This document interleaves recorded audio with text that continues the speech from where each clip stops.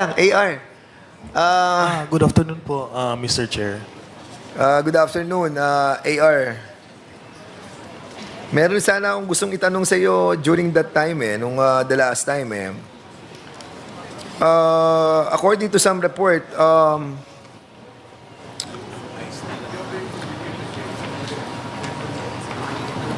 magkano ba sinweldo mo dun sa being an incorporator of Biancham ba? Or yung Bataan Maribeles Holding Corporation? To be honest po, Mr. Chair, hindi ko po alam talaga yung paano, kung may sinahod ba talaga or being a stakeholder of Biancham po. So the last time that you answered that kind of question, the same answer that you have given on this Quadcom? Yes po, Mr. Chair. Okay. During the raid doon sa Porac, di ba? According sa PAOK TF, parang meron nakuha silang bank account mo eh. Is this true? Yes po, Mr. Chair. May nakuha silang bank account mo? Yes po, Mr. So anong bangko 'yon? BPI po, Mr. Chair. BPI. Yes, Mr. Ilang BPI account meron ka? I have one personal account po, Mr. Chair. One personal account? Ano to? Checking, savings, or Savings po, Mr. Chair. savings account? So, isa lang ang savings account mo? Or Yes you po. have another joint account with somebody? I have a joint account with Attorney Roque po, Mr. Chair. So, meron kang joint account with Harry Roque. Yes po, Mr. Chair. How much? Magkano laman nung joint account nyo ni Attorney Harry Roque? As of today ba yan, Mr. Chair? No, today, how much? Sa pagkakalam ko, Mr. Chair, close na po yung account na yun. Close na. Sino nag-close? Ikaw? Kayong dalawa, joint, right? Hindi po ako nag-close noon, Mr. Chair. Pero pag-check ko po online, wala na po siya. Pero having that joint account with Attorney Harry Roque, namamonitor mo yung account. Siyempre, account mo, di ba? Yes, Mr. Chair. So, magkano yung pinakamalaking pumasok na pera?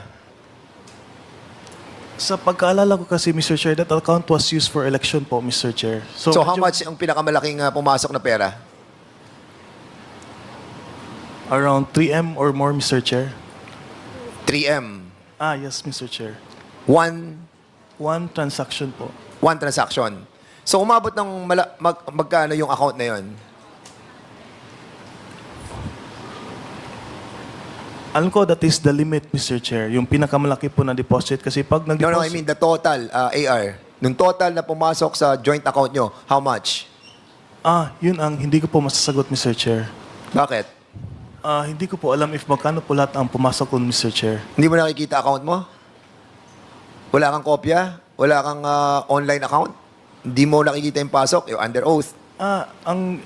Klaruhin ko lang, Mr. Chair, ang tanong niyo is magkano lahat ang pumasok po doon, di ba, Mr. Chair? Yes, oo. Hindi ko po alam ano yung total amount po na pumasok doon, Mr. Chair. Pero ang pinakamalaki na nakita mo is only 3 million? Are you sure? Are you sure? Yes, Mr. Chair. Ang pinakamalaking pumasok is 3 million. Pwede ko i-check, Mr. Chair. Go ahead.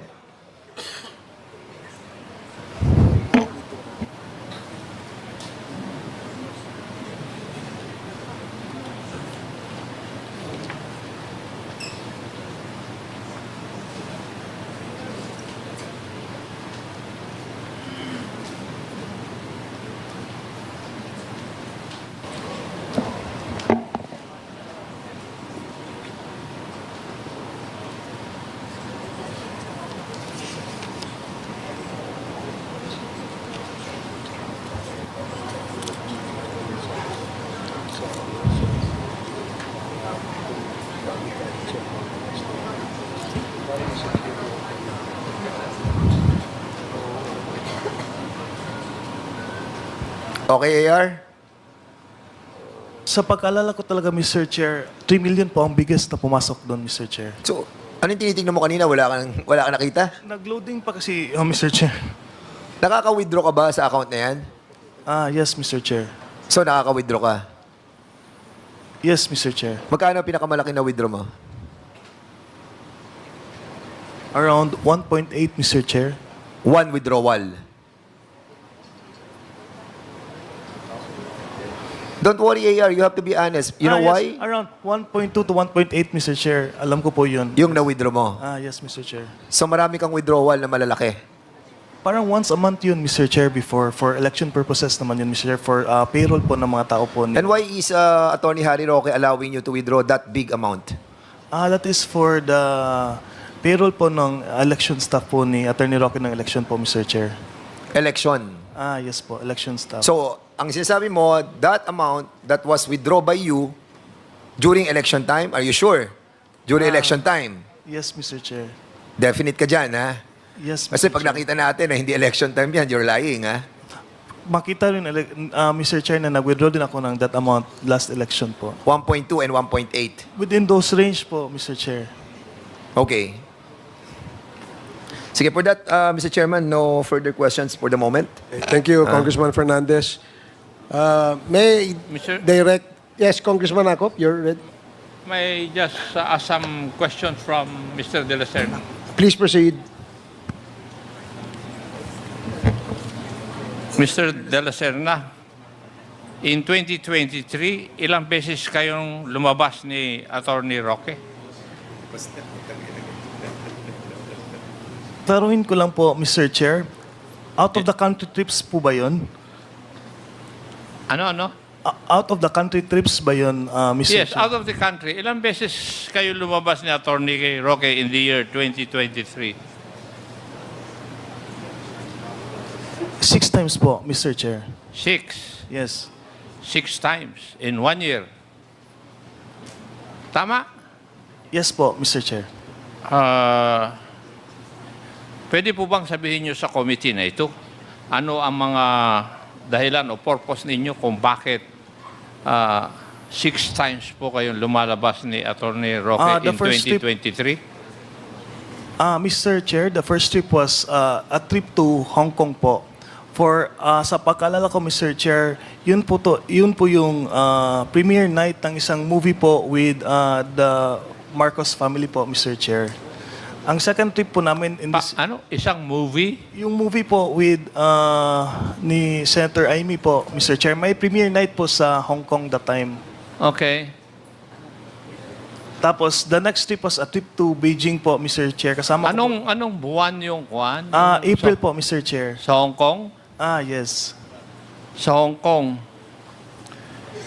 If I'm not mistaken, Mr. Chair, it was April 1 po. April 1. Sa Hong Kong. Pero in April of 2023, the record show, nag-travel din kayo sa China eh. Yes, to Beijing po, Mr. Chair. Yes. Tama? Yes, Mr. Chair. So, 2 beses kayong lumabas ng ating bansa, ng 2 beses kasama si Attorney Roque. Yes, Mr. Chair. That is correct. Hindi ba sinabi mo, 5 ba yung executive assistant ni Attorney Roque? That is the time in Malacanang po, Mr. Chair. Out of office po. So, nawala na po sila nung nawala na siya sa Malacanang. Tama po, Mr. Ikaw lang ang natira. Yes po. Ha? May ibang staff naman, Mr. Chair. Hindi, ikaw lang ang natira doon sa 5 EA niya. Yes, Mr. Chair. Yes, ikaw naman, oh. Iiwas ka kaagad. Di ba? Ano kayang meron ka kung bakit ikaw ang paborito ni Attorney Harry Roque?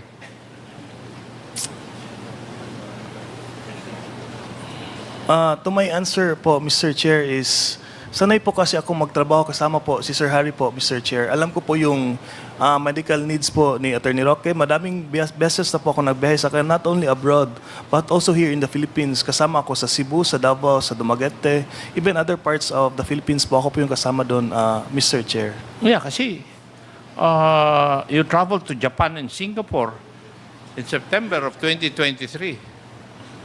Yes po, Mr. That is And for... then you traveled to Abu Dhabi, UAE in October. Kasama ka pa rin sa records na BI. Yes, Mr. Chair. Oh, so, naalis ka na executive assistant nung nawala siya sa Malacanang. Pero yung serbisyo mo, tuloy-tuloy pa rin. Kasama po ako sa campaign team din po, Mr. Chair. Ha? Kasama po ako sa campaign team. Kasama mo siya sa campaign. Kasama po ako sa campaign team po ni Attorney Roque, Mr. Oo Chair. nga, pero 2023 yung pinag-uusapan natin, 6 na Ah, beses kayong lumabas sa bansa. Wala namang kampanya na nangyari noong 2023. No, Maiwas ka talaga kaagad eh. Di ba? Yes, Mr. Oh, Chair. anong kampanya nangyari noong 2023? Ang pinag-uusapan natin, yung paglabas nyo sa 2023 ng 6 na beses. Yes, Mr. Chair. Oh, ano yung rason mo na kampanya? Bakit nawala ka na bilang EA, eh nagtuloy pa rin yung serbisyo mo sa kanya? Matanong ko, magkano bang sweldo binibigay sa iyo ni Atty. Roque? Para po siyang may basic pay na 20,000 a month po, Mr. Chair. 3,000 naman? 20 po, 20. 20,000 a month. Okay. And ang trabaho mo parang personal duty nurse ka o PDN. Parang alalay po ako, Mr. Chair. All around alalay po ako. Ano po yung utos ni Sir Harry, gagawin ko lang So, po. alalay ka. Yes. So, lahat ng bagay, trabaho mo. Parang ganun po, Mr. Chair. Ganon. Thank you, Mr. Chair. Yun lang. Thank you, Congressman Akop. Mr. Chair? Yes, Quick- Congresswoman Sansing. Opo, quick interjection lang po, Mr. Chair. Because during the last hearing po, I interpolated Mr. De La Serna. He said on record that his salary is between salary grade 17 to salary grade 20. So if we look at it po, it's roughly between 37,000 to 52,000 a month, Mr. Chair. So I just wanted to clarify, Mr. Chair, the response that his salary is 20,000 pesos per month. Mr. And Chair also, po. Mr. Chair, in addition to that, Mr. Chair, in the last hearing, Congresswoman Mika asked Mr. De La Serna what specific job description is he doing for Harry Roque. And he said he's in charge of the social media accounts of Mr. Roque. Now he's saying he's alalay all around. So mukhang may inconsistencies doon sa mga sagot ni Mr. De La Serna kay Chairman Romy Acop. Thank you, Congresswoman Sansing and Congressman Zia. Narinig mo yung tanong ni Congresswoman Swansing, no? Yes po, Mr. Chair. Okay. Anong sagot mo sa kanyang katanungan? Can I answer first the question of Congressman? Adjong. Yes po. Yes. With relations to your question po, Your Honor, nag-start po ako SOCMED ni Attorney Roque po noong 2020. Tapos naging EA po ako ni Sir Harry noong 2021 hanggang sa sinama niya ako as campaign. After nung Malacanang stint, sinama po ako sa election staff. After po ng election staff, iilan na lang po kaming natira to work in his office. I have one of them, pero ganun po talaga, pag sino yung naiwan, sa kanya din naiwan lahat ng trabaho. And to answer Congresswoman Swansing, the salary grade 17 to 20 was the salary grade in Malacanang, not in the private employment of Attorney Roque po. Mr. Chair, quick Please follow-up proceed. lang po. If naiintindihan po namin, pumayag po kayo na bumaba po yung sahod nyo mula sa dati nyo pong tinatanggap na 37,000 pababa po sa 20,000 per month. Meron kasi kaming private na conversation with Attorney Roque if parang if yung meron siyang inutos sa akin regarding a business venture niya. If that would boom, then I would greatly benefited also po, Your Honor. Mr. Chair, if we may probe further into that, ano po yung business na yon? Mr. Chair, the solar plant na tinatayo po in Cebu po, Your Honor. Bukod po doon, Mr. Chair, meron po bang ibang ipinangako si Attorney Harry Roque? Kasi po, para po sa akin, Mr. Chair, medyo malaki po yung binagsak ng sahod nyo. Halos nakalahati po yung diferensya ng sahod nyo nung kayo ay EA na tumatanggap po ng 37 to 52,000 per month, pababa po sa 20,000. So, siguro po, sinusubukan ko lang pong intindihin na bakit po kayo pumayag na manatili sa poder ni Attorney Harry Roque kahit po halos higit po sa kalahati yung binagsak po na inyong sahod? Hindi ako umalis kay Sir Harry kasi maganda naman yung opportunity kasi the solar plant in Cebu was parang mag-open na po soon, Your Honor. Meron po ba kayong natanggap na sahod o may kinita po ba kayo? Kasi po, yun yung dahilan kung bakit kayo nanatili sa kanyang poder. Pero meron po ba kayong actual na kinita mula po doon sa solar plant na yun? Not yet po, Your Honor. So sa loob po ng halos 4 na taon, simula po nung natapos po yung inyong, tama po ba? 2000? Pwede ko pong i-correct, Your Honor. Go ahead, Mr. De La Serna. That promise was made in after the elections po, mga July po of 2020 po, Your Honor. Yun lang po, Mr. Chair, kasi kahit po tumatanggap po siya ng 20,000 per month na sahod, pumayag po siya na magbukas ng bank account, ng joint bank account, kasama po si Attorney Harry Roque, nang hindi niya po alam yung pumapasok, magkano yung pumasok, magkano po yung lumabas.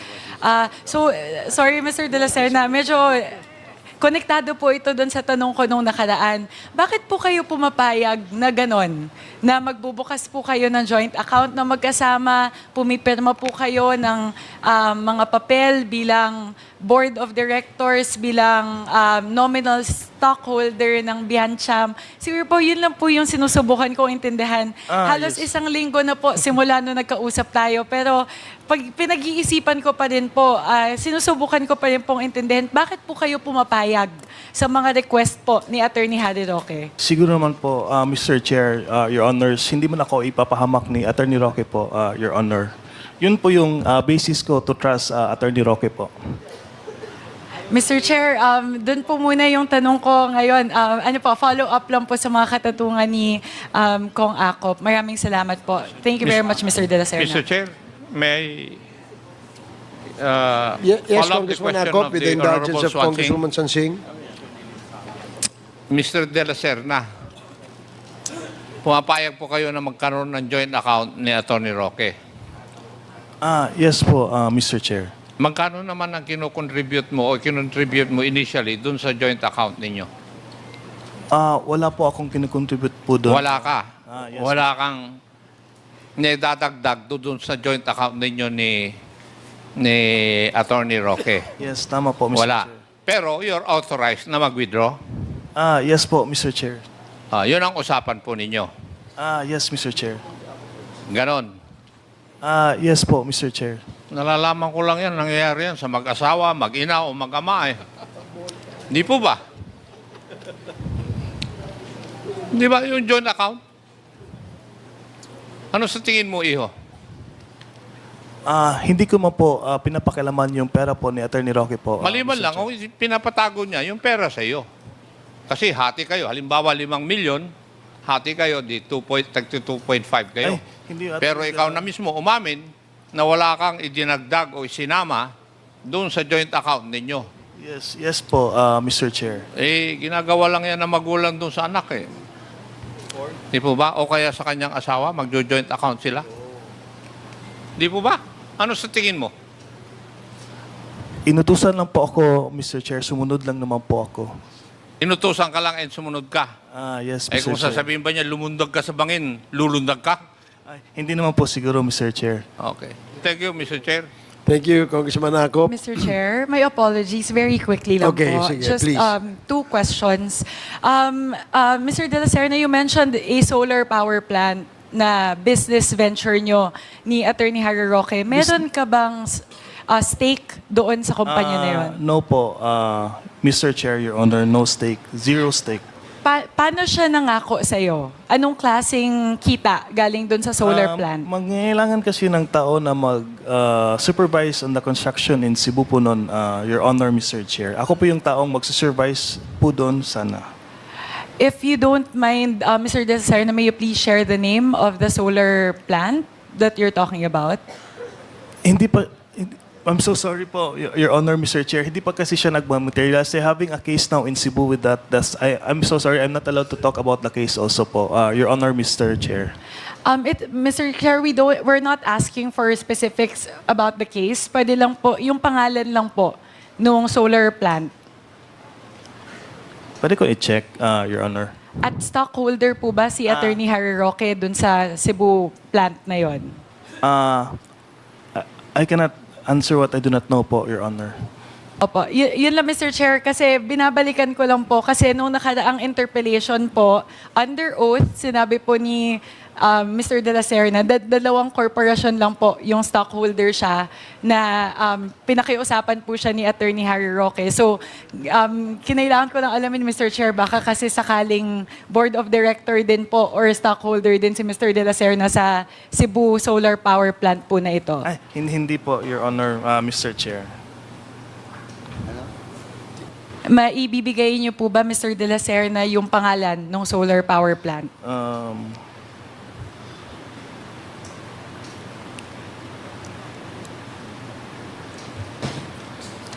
Mr. De La Serna, habang hinahanap niyo po, so ang expectation po ba ay habang nag-aviation school kayo sa Pampanga, nahanap ay ko na po. mag-manage po kayo na solar power plant sa Cebu? Ganun po ba yung usapan? That was Magkalayo po yun? That was before deciding to pursue a career in aviation po, Your Honor. Okay. The name of the company would be Northern Cebu Renewable Energy Corporation Incorporated po. Sorry, Mr. De La Serna, can you say that slowly po? Northern Cebu Renewable Energy Corporation Incorporated po, Your Honor, Mr. Chair. Apo. Thank you very much, Mr. Chair. Thank you, Congresswoman Sonsing. Yes, I have a follow-up question. Medyo na-intriga ako dun sa ano eh. please proceed, Congresswoman Sia. Oo. Mr. De La Serna, can you confirm ano po itong joint venture ninyo ni Mr. Attorney Harry Roque pagdating sa solar energy? Wala po kaming joint venture with the company po, Your Honor, Mr. So Chair. ano yung participation mo doon, Mr. Chair? Attorney De La Serna. If magkakaroon po, ma-pursue po yung solar power plant po doon, ako po yung tatao for Attorney Roque in Cebu po, Mr. Chair, Your So Honor. stockholder ka din doon kumpanya? No, I'm not a stockholder there, Your Honor. So ano yung specific na participation mo? We'll just manage the construction of the solar panel po, Mr. Chair. Okay, To so- update po, Attorney Roque, Okay. which is he will be in Manila. Ako So in ibig sabihin, pag ikaw ang tao niya doon, at least you have a basic knowledge of how solar business is being run. Am I correct? Ang pagkakaintindi ko po before, Your Honor, Mr. Chair, ako lang po yung mag-update kay Sir Harry on ano po yung nangyayari Hindi, po pero ang in sinabi Cebu. mo, Mr. Chair, kanina is you'll be the tao. Yes, tama okay. po. So kung ikaw yung tao doon, ibig sabihin at least you'll have a knowledge on how to run a business. yes. Diba? So do you have a knowledge on how to run a solar business? I'm still studying po, Your Honor, Mr. Chair. Hindi, but before that, kasi hindi niya gagawin na ikaw ang papalagay niya doon, Mr. Chair, kung malulugi para sa kanya na ikaw ang tatayo doon. Kasi the reason why, I think Attorney Harry Roque, matalino yun, di ba? Yes. Oo. So the reason why ikaw ang nilagay niya doon, apart from confident siya, na ikaw ay pinagkakatiwalaan niya, baka baka confident siya sa iyong kaalaman. Hindi ho ba?